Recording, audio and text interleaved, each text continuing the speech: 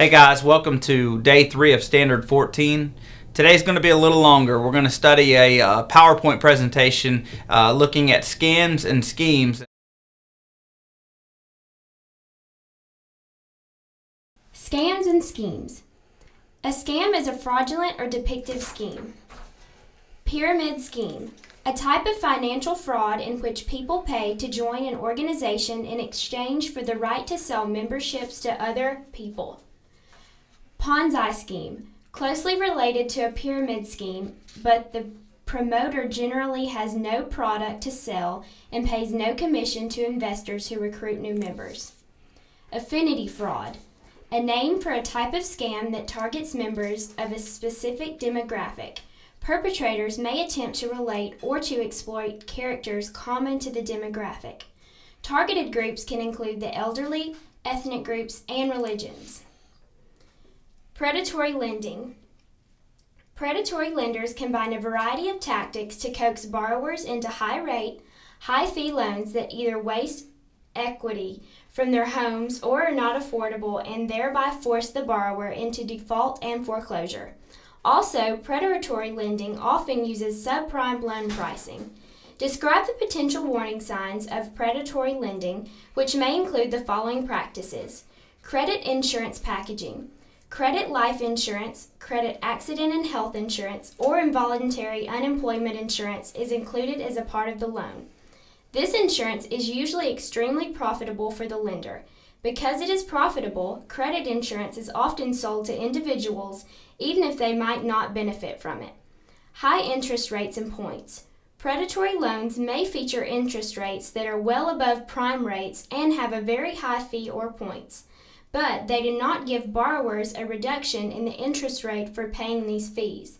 Special rules apply to these loans, which prohibit certain terms and conditions, such as balloon payments and loan flipping. High-cost loans should be labeled as such under federal law. Balloon payments. High-cost loans often include a balloon payment, which is a large sum of money due at the end of the term of the loan. Borrowers who cannot meet the balloon payment may lose their home to foreclosure unless they can refinance the loan, often at an excessive cost. Loan flipping. Borrowers who are in default or in need of credit, like those with balloon payments, often refinance their loan. The new loan pays off the balance of the existing loan, including any repayment penalty embedded in the loan. The resulting loan has a higher principal balance and a new setting of closing costs and fees. Based on that higher balance, a loan may be refinanced several times in this manner. Each time the loan is refinanced, the lender receives a new set of closing costs and fees, which leads to a depiction in the equity with little or no benefit to the homeowner. Lending without the ability to repay. Loans made based on the amount of equity in a property are made to individuals who do not have the income to repay the loan. Identifying predatory lending. Knowing the warning signs for predatory loaning may help you to avoid such loans. There are also some key questions to ask yourself before getting a loan. Do I feel pressured? Have I shopped around for the best deal? Is it too good to be true? Do I understand the loan terms and why the loan is good for me? A loan product or lending practice may not seem predatory until it is compared with a similar loan product offered by other lenders, and the situation may not seem abusive until everyone gets to the closing table. If any fees or charges differ from what was previously disclosed, delay the closing until all terms of the loan are clearly understood. 10 warning signs of predatory mortgages. Unreasonably high interest rates. Predatory lenders may charge rates well above those of conventional mortgages.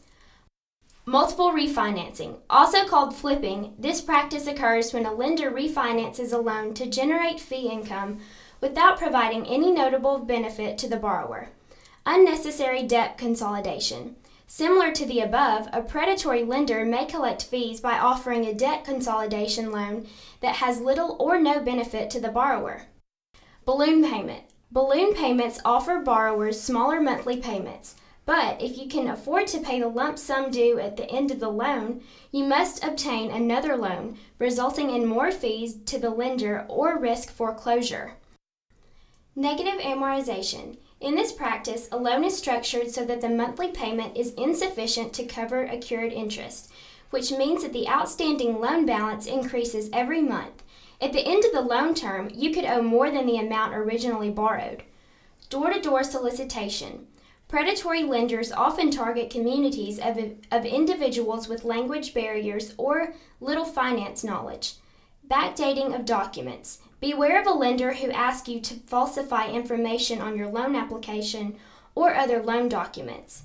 Large loan broker fees. Predatory loans commonly have fees greater than 5% of the cost of the loan. Kickbacks between lender and broker. In this scenario, the lender or broker receives a kickback or bonus for making a loan more costly to a borrower. Single premium credit life insurance. The lender adds credit life insurance to the amount of a loan without giving the borrower an option. This coverage offers little benefit to the borrower. Common scams. Advance fee schemes. These schemes require you to pay a fee in advance to receive a credit card, loan, or scholarship. In return, you get something that is worthless or worse, yet you get nothing at all. The prize that will cost you. This is a scheme that alerts you that you have won a prize, but in order to claim the prize, you must first pay taxes or a handling fee. An example is a scheme that claims you have won a free resort stay, but are required to purchase an airline ticket. In this case, the airline ticket price is inflated to cover the cost of the resort stay. Online auctions. Beware of auction items that are priced too far low. There's a good chance that it could be a scam. The item may be fake or in bad condition. The item might even be stolen. Be sure to avoid buying anything online from someone who contacts you through email or through an instant message. Fraud jobs. There are a number of employment scams. Many fraudulent job opportunities are promoted as work-at-home opportunities. Often someone who claims to work in the Human Resource Department requests your personal information and then uses it to steal your identity. Another common employment scam involves an individual who promises you a job, but only if you pay an employment fee. Money-making schemes. There are a variety of scams that claim you will make a lot of money in a very short time, such as a pyramid scheme and counterfeit check schemes. Pyramid schemes seem like a fast way to make a lot of money, but usually the only person to make money is the one at the top. Counterfeit check schemes usually come in the form of a letter or email message from overseas seeking your help in obtaining payment on a check. If you cash the check, the perpetrator claims that you will keep a portion of it for your trouble and requests that you mail a cashier's check for the remainder. The original check turns out to be a counterfeit, leaving you without your bonus and possibly with a bank judgment against you. Bogus charities. Unfortunately, you have to be on your guard even when giving to charities. Some scam artists will use high-pressure techniques to convince you to donate money to a bogus charity.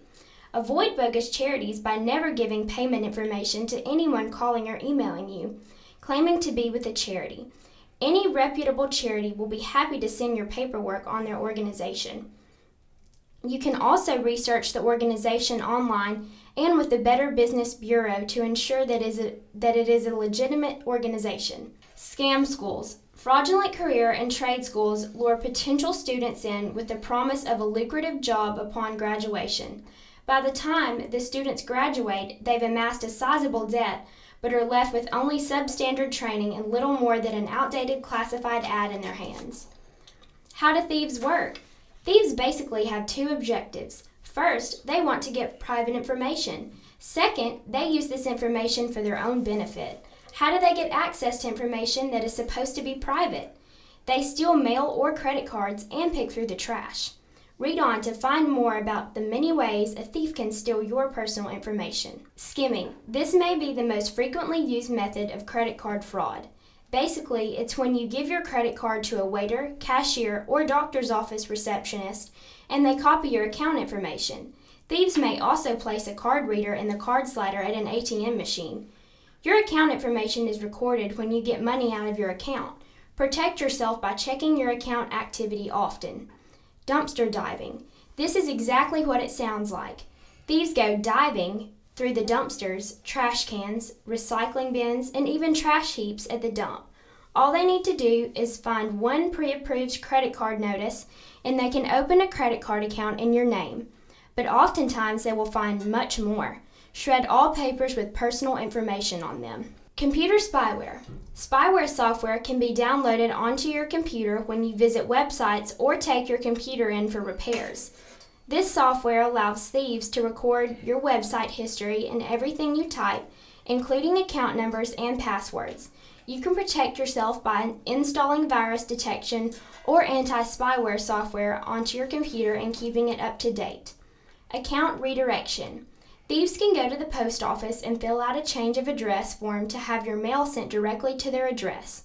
Or they can call your financial institution and tell them that you have moved.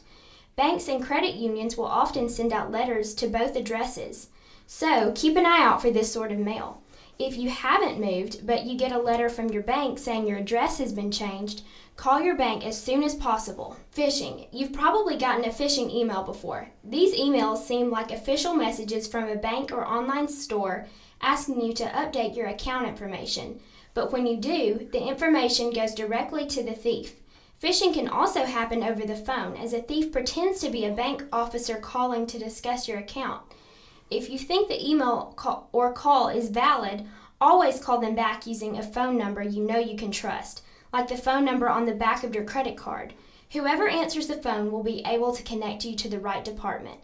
Farming. Similar to phishing, farming attempts to trick you out of your account or login information. Thieves create fake websites designed to look like a bank or online store, and then buy domain names similar to the real web addresses. So, when you accidentally type in the wrong web address, you end up at the fake site. When you log in, the thieves get your username and password. If you need to log in to an account, do it directly through the company's website, not through an email link. Wireless hacking. If you use a wireless internet connection for your computer or cell phone, you could be hacked. Thieves look for unsecure connections and then tap into your information. Oftentimes, the thief will be sitting at the coffee table next to you or sitting in a car in the parking lot. Your best bet is to simply avoid accessing personal information if you are using an unsecured connection. Stealing. By grabbing your wallet or purse, a thief can get access to a ton of information very quickly. These thieves often have an entire network set up to handle the contents of your purse or wallet, so that within minutes your credit card can be used or your bank account emptied. Or a thief can steal your incoming and outgoing mail from your home mailbox, which can improve instant access to your account information and pre-approved credit offers. Call your bank and other important institutions immediately if you suspect your information has been stolen. Never carry your social security card number when in your wallet or purse. Keep your card in a secure place and take it out when it is needed, such as when you are hired for a new job. Top strategies to avoid scams. Remember, you are not a victim. You can be proactive with this. Investigate strangers who have deals too good to be true. Often they are. Always stay in charge of your money. You control your money and do not allow others to control your money. Don't be fooled by appearances. Somebody who looks professional may not be your friend or have your interests at heart. Watch out for salespeople who prey on your fears. Monitor your investments. Remember, if you can't explain what it is you want to invest your money in to somebody, a friend of yours, then I would advise not investing in that fund. Report fraud and abuse. Do your homework. Don't put your money into anything without fully understanding the implications. Be wary of door-to-door solicitations.